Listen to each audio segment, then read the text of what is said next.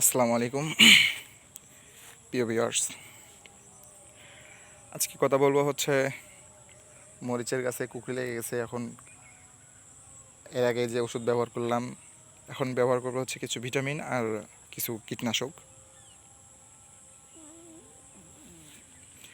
তো আপনাদেরকে দেখাবো কেমনে কি করব। সেদিন বলছিলাম 2 ঢোপ করা হয়, এই যে নইন এটা দিয়ে দিব। তারপরে হচ্ছে লিমিডোর 70WG,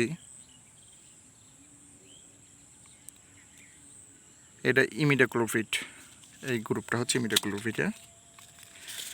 তারপরে দেব হচ্ছে বেনজোয়েট 5WG, অ্যামোবেকটিন বেনজোয়েট।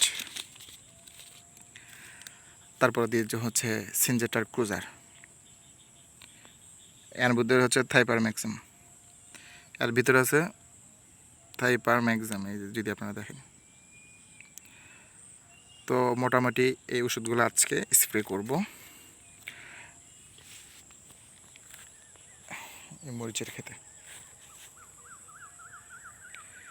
মোটামুটি কয়েকটা গাছ কুকরি লেগে গেছে, সন্ধ্যা হয়ে গেছে।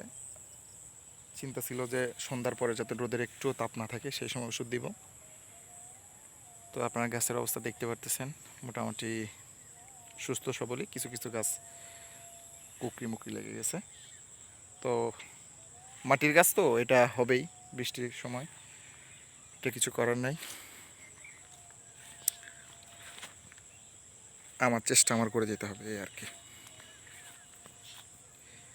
ঠিক আছে, কী ওষুধের নামগুলো বললাম এটা মনে রাখবেন, আপনারা ইচ্ছে করলে চেষ্টা করবেন। ধন্যবাদ সকলকে। আসসালামু আলাইকুম, আল্লাহ হাফেজ।